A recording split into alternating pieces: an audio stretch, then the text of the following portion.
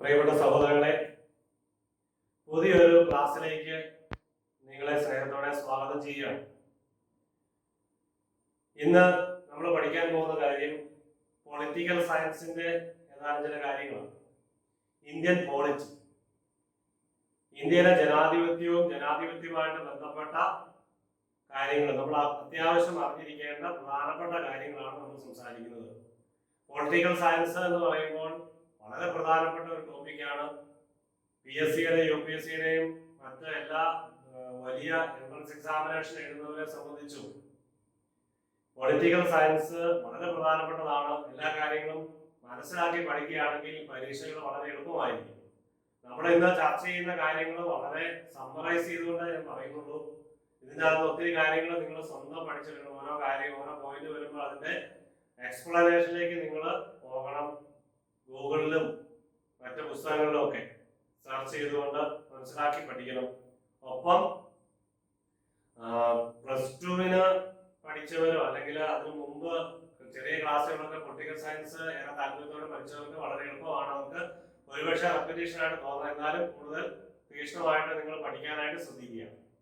അപ്പോൾ Indian polity, പ്രധാനപ്പെട്ട ഒരു കാര്യം നമ്മൾ ആദ്യമായിട്ട് ചിന്തിക്കേണ്ടത് the organs of the government. അത് എത്ര എണ്ണമാണ്? 3 organs of government. ഏതൊക്കെയാണ് നിങ്ങൾക്ക് അറിയാം? Legislature, executive and judiciary. ഇത് ഒന്നിന് ഒന്ന് സബോർഡിനേറ്റ് ആണെന്നോ സുപ്പീരിയർ ആണെന്നോ പറയാൻ പറ്റില്ല. എല്ലാം പരസ്പര പൂരകങ്ങളാണെന്ന് പറയും, കോംപ്ലിമെന്ററി ആണ്. ഒന്ന് കൂടാതെ മറ്റൊന്നില്ല, ഒന്നിനെ കൂടാതെ മറ്റൊന്നിന് നിലനിൽപ്പില്ല. ഒന്ന് മറ്റൊന്നിന്റെ സുപ്പീരിയർ. ലെജിസ്ലേച്ചർ ആണ് ഏറ്റവും വലുതെന്നോ, അല്ലെങ്കിൽ ജുഡീഷ്യറി ആണ് ഏറ്റവും വലുതെന്നോ, അല്ലെങ്കിൽ എക്സിക്യൂട്ടീവ് ആണ് ഏറ്റവും വലുതെന്നോ, അല്ലെങ്കിൽ ഏതെങ്കിലും പറഞ്ഞ് ചെറുതാണെന്ന് നമുക്ക് പറയാൻ പറ്റില്ല. ഇത് മൂന്നും പരസ്പര പൂരകങ്ങളാണ്.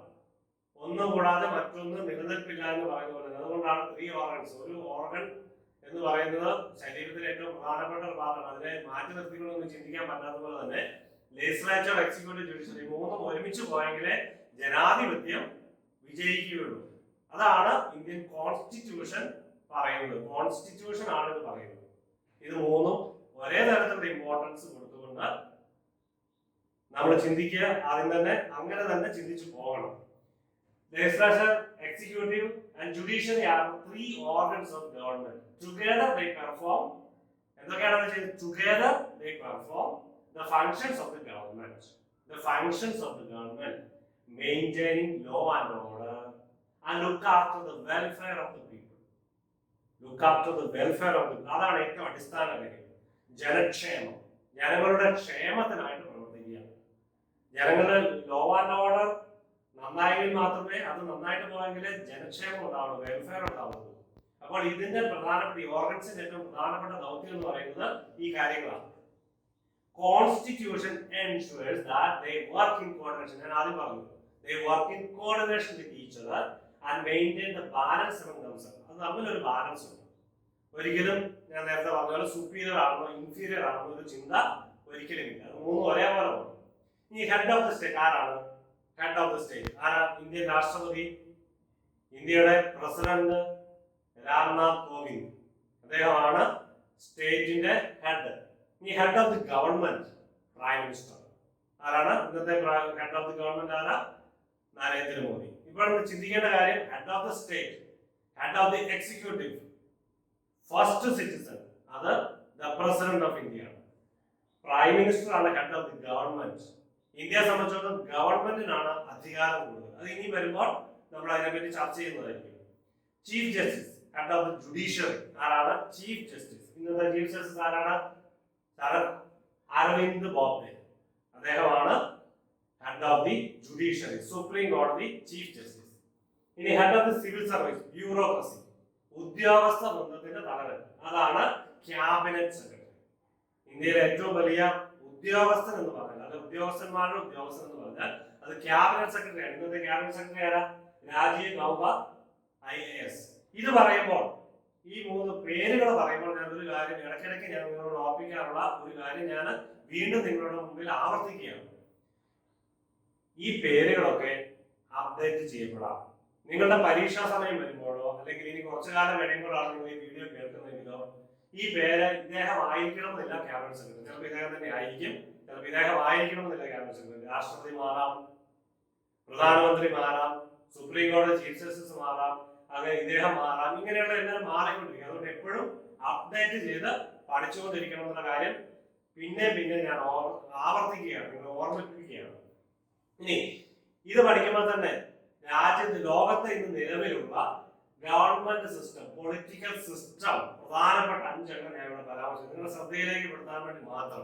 ഇത് എന്തൊക്കെയാണെന്നുള്ളത്, ഇതിന്റെ വ്യത്യാസം എന്തൊക്കെയാണെന്നുള്ളത് നിങ്ങളുടെ പൊതുവിജ്ഞാനത്തിന്റെ പഠനമായിട്ട് നിങ്ങൾ മാറ്റി വെക്കുക, നോട്ട്ബുക്കിൽ എഴുതി വെക്കുക. എന്താണ് ഡെമോക്രസി, റിപ്പബ്ലിക്, മൊണാർക്കി, കമ്മ്യൂണിസം, ഡിക്റ്റാറ്റർഷിപ്പ്. പ്രധാനപ്പെട്ട 5 political systems in the world ഇന്ന് നിലനിൽക്കുന്നത്. അത് ഏറ്റവും പ്രധാനപ്പെട്ടതും ഏറ്റവും ജനങ്ങൾക്ക് സ്വീകാര്യമായത് ഡെമോക്രസിയാണ്. അതിന്റെ ഡിമെറിറ്റ്സും മെറിറ്റ്സും ഒക്കെ എല്ലാത്തിനും ഉണ്ട്. അത് നിങ്ങൾ സ്വന്തമായിട്ട് പഠിച്ചു വെക്കുക. ഇനി എക്സിക്യൂട്ടീവ്. എന്താണ് executive? Executive 3 organs of the ഗവൺമെന്റിൽ ഒരെണ്ണമാണ് executive. What is an executive? എന്താണ് executive? The organ of the government that primarily looks after the functions of implementation and administration is called the executive. Looks after the function of implementation and administration. ഗവൺമെന്റിന്റെ policy അല്ലെങ്കിൽ ഗവൺമെന്റിന്റെ ജനങ്ങൾക്ക് വേണ്ടിയുള്ള, ജനങ്ങളുടെ വെൽഫെയറിന് വേണ്ടിയുള്ള പ്രവർത്തനങ്ങൾ implement ചെയ്യുക, ഭരണം നടത്തുക, ജനങ്ങൾക്ക് വേണ്ടി ജനങ്ങളിൽ നിന്ന് ഭരണം നടത്തുക. അതാണ് എക്സിക്യൂട്ടീവിന്റെ പ്രധാനപ്പെട്ട ദൗത്യം. Implementation and administration. The principal functions of the executive are implementation of law and policies adopted by the legislature. ഈ ലോയും പോളിസിയും അഡോപ്റ്റ് ചെയ്യുന്നത് ആരാ? ലെജിസ്ലേച്ചറാണ്. ലെജിസ്ലേച്ചർ അഡോപ്റ്റ് ചെയ്യുന്ന പോളിസികളും നിർമ്മിക്കുന്ന ലോയും കൊടുക്കുന്ന നിർദ്ദേശങ്ങളും നടപ്പിലാക്കുക. ഓക്കെ, അതോടൊപ്പം തന്നെ പോളിസി ഫ്രെയിം ചെയ്യാം. ലെജിസ്ലേച്ചർ ആണ് പോളിസി ഫ്രെയിം ചെയ്ത് പോളിസി ഉണ്ടാക്കുന്നത്, പോളിസി നൽകുന്നത്. പക്ഷെ അത് ഫ്രെയിം ചെയ്യാനായിട്ട് സഹായിക്കുക, അതിന് ഡ്രാഫ്റ്റ് ഉണ്ടാക്കാനായിട്ട് സഹായിക്കുക. അത് പ്രത്യേകമായിട്ട് അതിന് കാലഘട്ടങ്ങൾക്കനുസരിച്ച് ജനങ്ങളുടെ ആവശ്യത്തിനനുസരിച്ച് ഈ നിയമനിർമ്മാണം നടത്തുന്നതിന് പ്രത്യേകമായിട്ട് ലെജിസ്ലേച്ചറിനെ സഹായിക്കുക, അതുകൂടെ ഫ്രെയിം ചെയ്യുക. അതൊക്കെ ഈ എക്സിക്യൂട്ടീവിന്റെ ധർമ്മമാണ്. ഇനി ആരാണ് എക്സിക്യൂട്ടീവ് എന്ന് പറയുന്നത്? ആരാണ് എക്സിക്യൂട്ടീവ്? ആരൊക്കെയാണ്? The President, the Vice President, the Prime Minister, the Ministers, Council of Ministers, and lastly the Administrative Machinery എന്ന് പറഞ്ഞാൽ ബ്യൂറോക്രസി, ഉദ്യോഗസ്ഥന്മാർ. ഇത്രയാണ് എക്സിക്യൂട്ടീവ്. ഇവരാണ് പോളിസി ഫ്രെയിം ചെയ്യുന്നതും അത് ഇംപ്ലിമെന്റ് ചെയ്യുന്നതും ഭരണം നടത്തുന്നതും ഇവരാണ് എക്സിക്യൂട്ടീവ്. ഓക്കെ, അത് ക്ലിയർ ആയെന്ന് വിചാരിക്കുന്നു. ഇനി what are the different types of executive? ഇന്ന് ലോകത്ത് നിലവിലുള്ള ഡിഫറെന്റ് ടൈപ്സ് ഓഫ് എക്സിക്യൂട്ടീവ് ഏതൊക്കെയാണ്? ഇന്ത്യയിൽ മാത്രമല്ല മറ്റു പല സ്ഥലങ്ങളിലും നിലനിൽക്കുന്ന ഡിഫറെന്റ് ടൈപ്സ് ഓഫ് എക്സിക്യൂട്ടീവ് ആരൊക്കെയാണ്? The president of U S A. ഓരോ ടൈപ്സ് നമ്മൾ പരിചയപ്പെടുക. അപ്പൊ പെട്ടെന്ന് നമ്മൾ പോവുകയാണ്, ഒത്തിരി എക്സ്പ്ലനേഷൻ ഒന്നുമില്ല, നിങ്ങൾ തന്നെ കണ്ടെത്തണം. The president of U S A, the president of India, the queen of England, the king of Nepal. ഇങ്ങനെ പോകും. ഇതൊക്കെ ചിലതൊക്കെ ടീറ്റുലർ പവർ ആണ്, ചിലതൊക്കെ നല്ല പവർഫുൾ ആണ്. പ്രസിഡന്റ് ഓഫ് യു എസ് എന്ന് പറഞ്ഞാൽ ഗവൺമെന്റ് ആണ്. ഇന്ത്യയിലെ പ്രസിഡന്റ് എന്ന് പറയുമ്പോൾ ടൈറ്റിൽ പവർ ആണ്, പവർ നിൽക്കുന്നത് ഹെഡ് ഓഫ് ദി ഗവൺമെന്റിനാണ്. ഹെഡ് ഓഫ് ദി ഗവൺമെന്റ് ആരാണ്? Prime minister.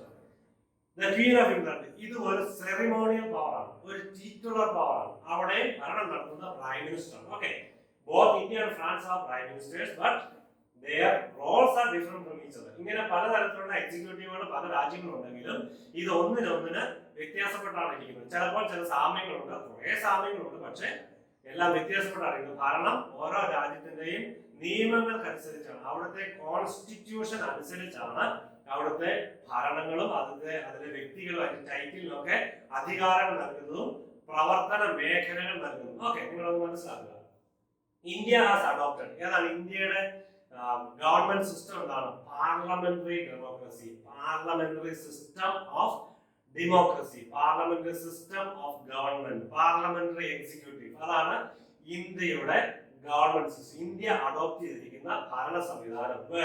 The president is the head of the state and the prime minister is head of the government. നമ്മൾ കൂടുതൽ അതിനെപ്പറ്റി വരുന്ന ക്ലാസ്സുകൾ ചിന്തിക്കും. The USA has a presidential system and executive powers. So USന് കൂടുതൽ പ്രസിഡന്റിന് കൂടുതൽ പവർ ഉണ്ടാകുന്ന കാര്യം ഇതാണ്. USA has a presidential system and executive powers are in the hands of the president. എല്ലാ പവറും പ്രസിഡന്റിലേക്കാണ് കോൺസെൻട്രേറ്റ് ചെയ്തിരിക്കുന്നത്. അതുകൊണ്ടാണ് US പ്രസിഡന്റ് പവർഫുൾ ആണെന്ന് പറയുന്നത്. Britain has a parliamentary democracy. ഇന്ത്യയായിട്ട് കൂടുതൽ സാമ്യമുള്ളത് അല്ലെങ്കിൽ ഇന്ത്യ കൂടുതൽ അഡോപ്റ്റ് ചെയ്തിരിക്കുന്ന സിസ്റ്റം എന്ന് പറയുന്നത് ബ്രിട്ടനെയാണ്. ബ്രിട്ടന്റെ മാത്രമല്ല മറ്റു പല രാജ്യങ്ങളുമൊക്കെ ഇന്ത്യ അഡോപ്റ്റ് ചെയ്തിട്ടുണ്ട്. കോൺസ്റ്റിറ്റ്യൂഷൻ നിർമ്മിക്കുമ്പോഴും പല പോയിന്റുകള് പല രീതികള് പല രാജ്യങ്ങളിൽ നിന്നും അഡോപ്റ്റ് ചെയ്തിട്ടുണ്ട്. അപ്പം ബ്രിട്ടനിൽ കൂടുതൽ ഈ ഡെമോക്രസിയുടെ ഭരണസമിതി ഗവൺമെന്റിന്റെ സിസ്റ്റം ഓഫ് ഗവൺമെന്റ് കൂടുതൽ ഇന്ത്യ അഡോപ്റ്റ് ചെയ്തിരിക്കുന്നത് ബ്രിട്ടനാണ്. ബ്രിട്ടന്റെ പാർലമെന്റ് ഡെമോക്രസിയാണ്. അവിടെ ക്വീൻ ആണ് ഹെഡ്, ഇന്ത്യയിലെ പ്രസിഡന്റ് ആണ് head of the state. Okay, prime minister head of the government. With the constitutional monarchy where Queen Elizabeth II is former chief of the state. Okay, the former chief. And the prime minister is the head of the government. Okay, right. Then in France, both president and prime minister are part of semi-presidential system. അപ്പോൾ ആ semi-presidential system ആണ് പ്രസിഡന്റും prime മിനിസ്റ്ററും ഗവൺമെന്റിന്റെ ഭാഗമാണ്. The president appoints the prime minister as well as the ministers but cannot dismiss them.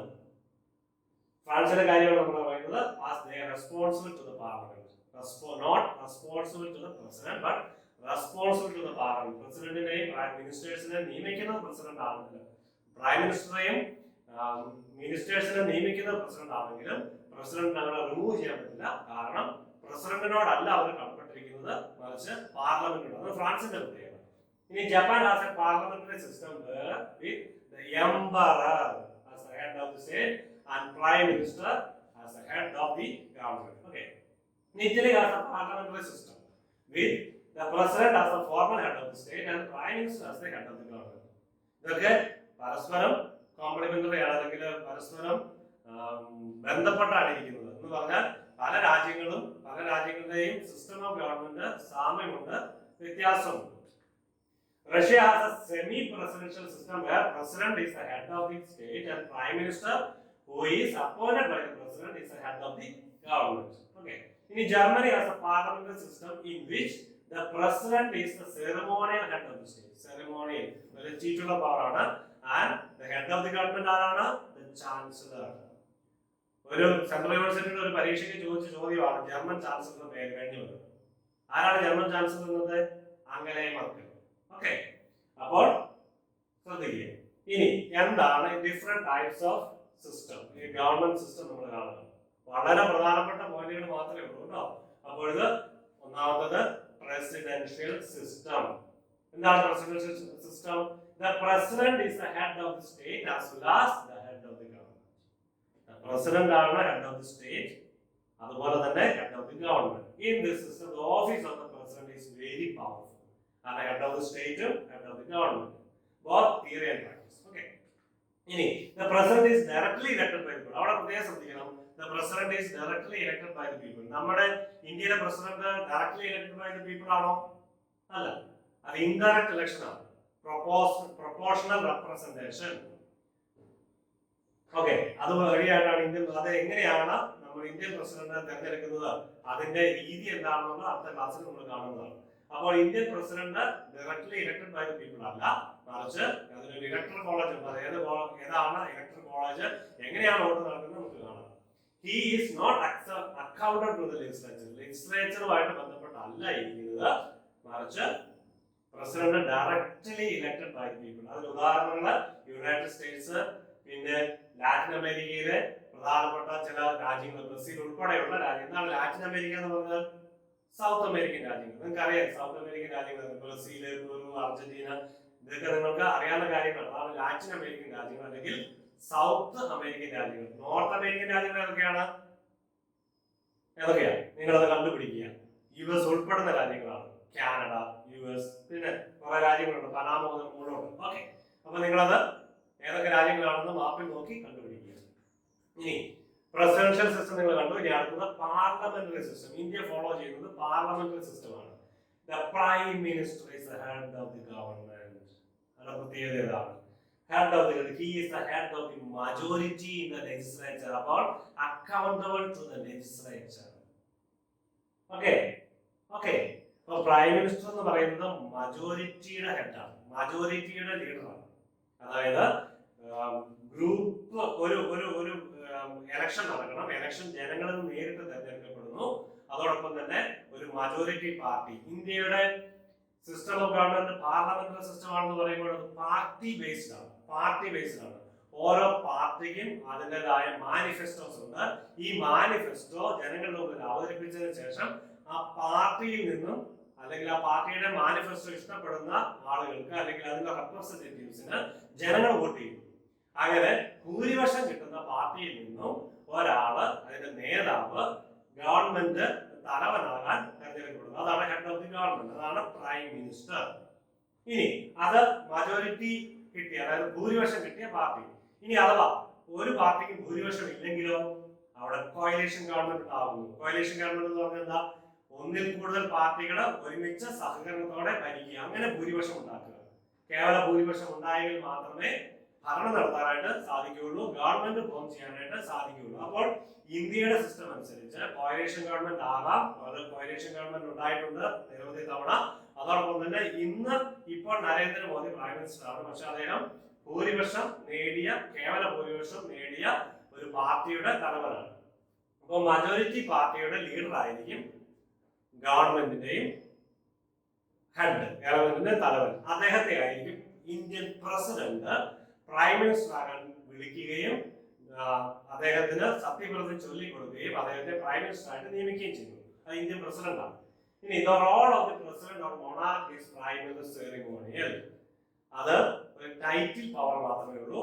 അധികാരം മുഴുവൻ കൈകാര്യം ചെയ്യുന്നത് ഹെഡ് ഓഫ് ദി ഗവൺമെന്റ്, അതായത് പ്രൈം മിനിസ്റ്റർ ആണ്. അതാണ് parliamentary democracy. Prime minister along with cabinet effective power. Cabinet എന്താണെന്ന് നിങ്ങൾ പഠിക്കും, കൗൺസിൽ ഓഫ് മിനിസ്റ്റേഴ്സ് എന്താണെന്ന് നിങ്ങൾ പഠിക്കും. Okay, India, Germany, Italy, Japan, UK, Portugal ഇതൊക്കെ പാർലമെന്ററി സിസ്റ്റത്തിന്റെ ഉദാഹരണങ്ങളാണ്. ഇനി സെമി പ്രസിഡൻഷ്യൽ സിസ്റ്റം എന്താണ് semi presidential system? There are both a president and a prime minister.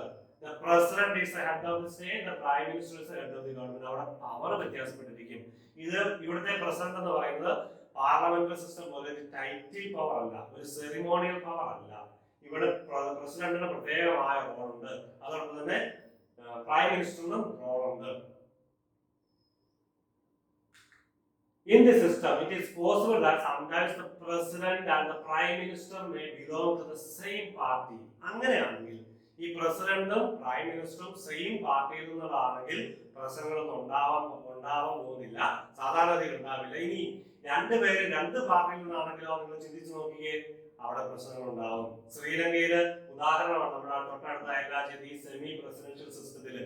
അവിടെ പ്രസിഡന്റ് ഒരു പാർട്ടിയിൽ നിന്നും പ്രൈം മിനിസ്റ്റർ ഒരു വേറൊരു പാർട്ടിയിൽ നിന്നും ഉണ്ടായ സാഹചര്യമുണ്ട്. അപ്പോഴൊക്കെ അവിടെ സംഘർഷഭരിതമാണ്. തീരുമാനങ്ങൾ മുന്നോട്ട് കൊണ്ടുപോകാനോ ഭരണം നടത്താനോ ബുദ്ധിമുട്ട് അനുഭവിക്കും. അപ്പോൾ പ്രസിഡൻഷ്യൽ സിസ്റ്റത്തിൽ ഇങ്ങനെ ഒരു പ്രശ്നം ഉണ്ട്. അതിന് ഡീമെറിറ്റ് ആണത്. ഫ്രാൻസും ശ്രീലങ്കയും റഷ്യയും ഒക്കെ ഉദാഹരണങ്ങളാണ്. ഓക്കെ, ഇതോടുകൂടി ഇന്നത്തെ ഈ ക്ലാസ് നമ്മൾ അവസാനിപ്പിക്കുകയാണ്. ഇത് പ്രധാനപ്പെട്ട ചില കാര്യങ്ങളാണ് പറയുന്നത്. ഏതൊക്കെ different system of the government, ആരാണ് ഇന്ത്യയുടെ head of the state and head of the government ആരാണ്, ജുഡീഷ്യറിയുടെ ഹെഡ് ആരാണ്, ബ്യൂറോക്രസിയുടെ ഹെഡ് ആരാണ് നമ്മൾ കണ്ടു.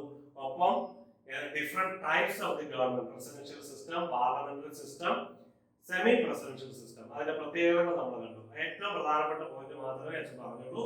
ബാക്കി നിങ്ങൾ സ്വന്തം കണ്ടെത്തുക. അപ്പൊ നിങ്ങൾ നന്നായിട്ട് നോട്ട് എഴുതിയെടുക്കണമെന്ന് ഒരിക്കൽ കൂടി ഓർമ്മിപ്പിച്ചുകൊണ്ട് ഈ ക്ലാസ് അവസാനിപ്പിക്കുന്നു. നിങ്ങൾക്ക് എല്ലാവർക്കും പ്രത്യേകം നന്ദി.